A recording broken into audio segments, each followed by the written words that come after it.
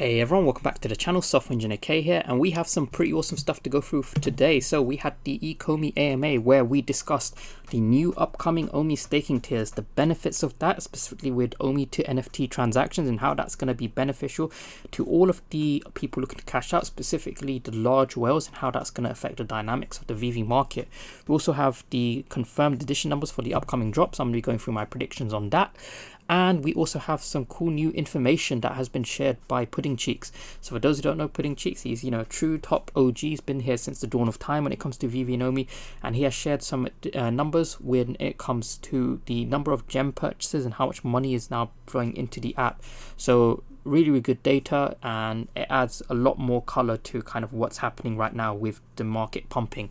So first off, if we go straight to it, we have the upcoming Fantastic Four drop. Now, this is Sue Storm. This is her first appearance, not first appearance in the app, but it's based on her first appearance. So what she kind of wore in the comic when it first appeared.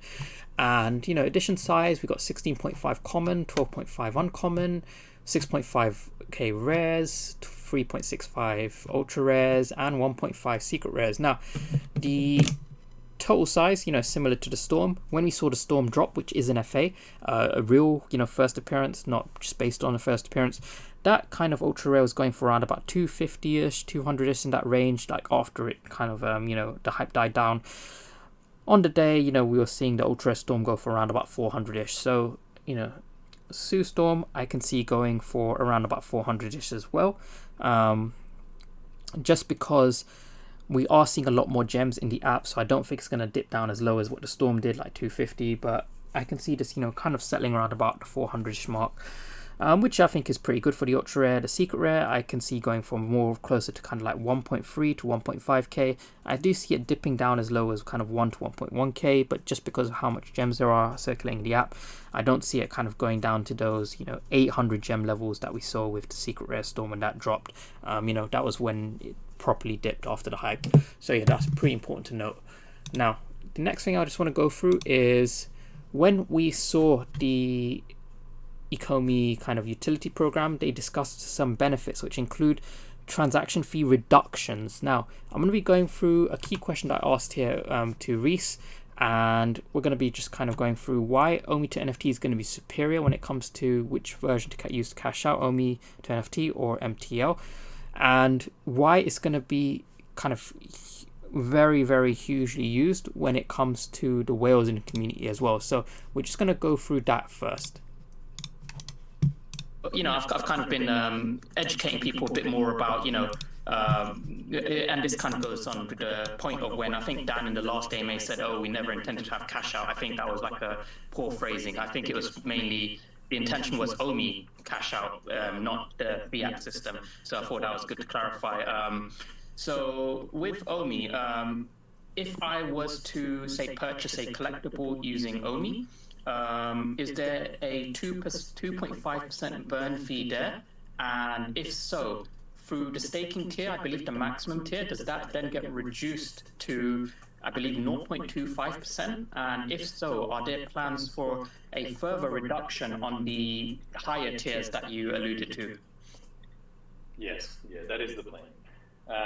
Obviously, the point of staking, and just quickly, Alex, if you need to jump out of here, feel free. Yeah, I'm going to bounce. Thanks, everybody. No worries. Thank you for coming. Really appreciate it. The idea behind the staking program, other than locking up sort of circulating supply, and is to give you as a token holder access to an exclusive range of benefits or collectible drops or rarities or things like that. Now, the secondary point of that is to try and incentivize people or encourage people to stake more OMI, right? For the same reasons, the benefits are greater, the effect on the general tokenomics is greater, and as part of that, yes, the fee will be reduced the higher tier that you are staking, right? Talking, the tens of thousands of dollars worth of OMI, that is benefiting everybody in the ecosystem or everybody holding the token, and you want those incentives to be strong enough to motivate people with big bags to want to hold that supply out of circulation. So, yep, that's definitely the intention, and any sort of fees that are imposed there will reduce as the tier value increases. Okay, so really good information there. We know that there are 2 new tiers: tier 4, which is $25,000 worth of OMI, tier 5, which is $50,000 worth of OMI. Now we do know that there is a reduction in fee the higher your tier, and there's going to be an even further reduction, so that 2.5%, we can see gradually decreasing. And what I believe is going to happen is all of those whales that have their liquidity in OMI that's just sat there, because the transaction fees to transact are going to be reduced, they're going to start to use their OMI to kind of sweep the floors, just because it's cheaper to flip now. They can buy and sell without having to worry about losing 2.5% every time, which is good. But at the same time, we are going to start to see a lot more use of OMI from the circulating supply, which is going to have a direct impact on OMI circulating supply, because we are seeing constant burn. But what that means for the VeVe market is things are going to start to shift prices a lot more quickly. They're not going to stay stagnant like they have been. And that can be a good thing, because more volatility, but in upwards direction. We're going to start to see a lot more buying and selling. But at the same time, you can't just assume that something's going to stay at the same price as what you think it's going to be at, and kind of focus on other things. You kind of then need to just watch how quickly the volume of certain assets in VeVe are changing, and that is very important. So we're going to start to see a much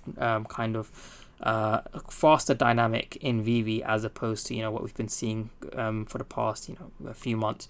And what I did also want to touch on is just how that links back to OMI to NFT on the primary market. So I'm just going to go to that now. I did get rug pulled during this, but let's just see if I can bring myself back up.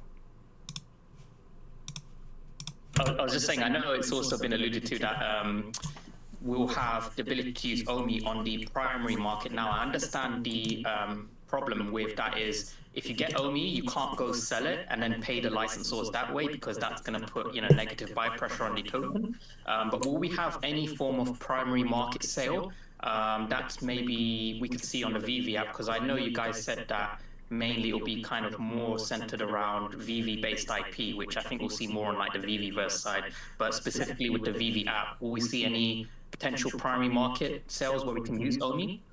There's always potential for these things, for sure. As you just said, I think initially anything like that would be our own branded things. It makes it easier than having to sell down the token, right? And everything we do, we're trying to put positive pressure on the token, as opposed to us needing to sell it down to pay licensors and all of that. But we are definitely working on some mechanisms to try and make that available in the store as well. And that's definitely part of the plan there. But initially, and for the short-term future, all of those OMI to NFT transactions are peer-to-peer. They're in the market, so that's where you'll primarily be using them.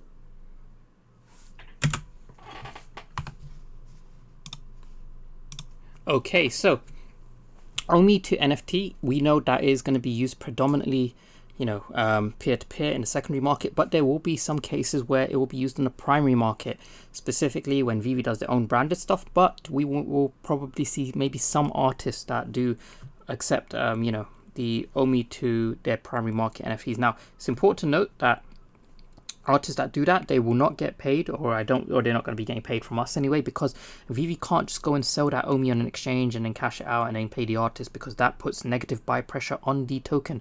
They do not want that. So maybe I see them doing a sort of deal where they agree to do, like maybe 2 drops for an artist in gems, and then 1 additional one where it's OMI to NFT. But obviously the artist doesn't get paid for that. They get paid for the first 2, so it's kind of like a wrapped package sort of thing.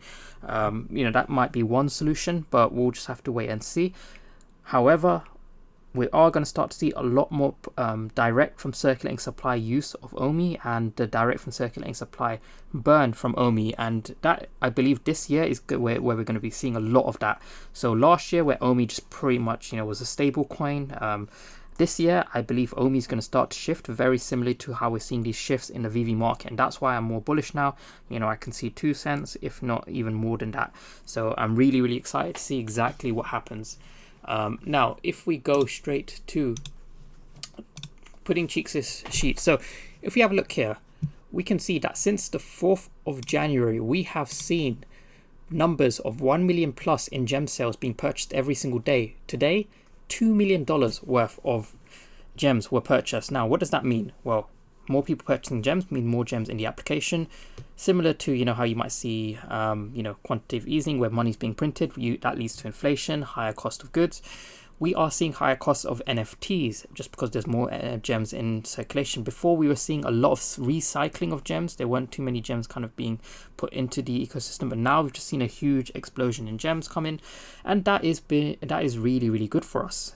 So where do I see us going? Well, you know, if this continues, I can see far more higher prices of the current floors of NFTs, but I believe that's going to be mainly the kind of like blue chip ones. So like, you know, the partner statue, Spider-Man, that kind of stuff. But we are going to see it obviously swing more as well. So we could see, you know, huge retracements, but I think it's going to be in the upwards direction. I believe that, you know, we haven't seen anywhere near the floor that some of these blue chip NFTs can hit, like the partner statue. I think, you know, recent in the past 2 days, it's gone from like, you know, 17, 18K all the way to like 32K, which is a crazy rate of appreciation. But I do see it hitting 50 in the short term future. So exciting stuff there. Now, just on that point of price movement, if you just go straight to the price of OMI, now we have been seeing some interesting stuff. And what I just want to focus on is, previously, we were touching just point of resistance at 0.67. However, OMI has broken it. It did wick back below, but it closed above. And again, it closed above on a second 12-hourly candle. If we just switched it up to the 4-hourly. Okay, so as you guys can see, let me just... Okay, so yeah, we have been ascending. We have been holding above the previous point of support, and that is good for us. So where do I see us going next? Well, I don't personally see us coming back down to this kind of 0.5 range. However, we have been touching this kind of 0.68 range. And if we can close above, break and retest, then I do see us going back up to the 0.8 cent range. And that is kind of like the next point of resistance. So when do I see that happening? Well, I personally believe that's going to happen as soon as we get, you know, the full OMI layer 2 in the app. You know, you can start using OMI, or, you know, you can have OMI converted to the ERC20 standard, and then we can start seeing it listed on some decent exchanges. Reese did also say we're not going to see it like on the same day, but kind of like, you know, around about that same period. We will shortly start to see new exchanges listing OMI because they've done all the deals for that. Literally all they need are the contracts and wallet addresses, etc. on ERC20. Then they are all good. So really, really cool, exciting stuff to look forward to. Now in kind of like the I guess mid to longer term this year, I personally see that we will kind of approach that 2 cent mark, but it's going to be difficult to surpass just because people are going to be taking profit.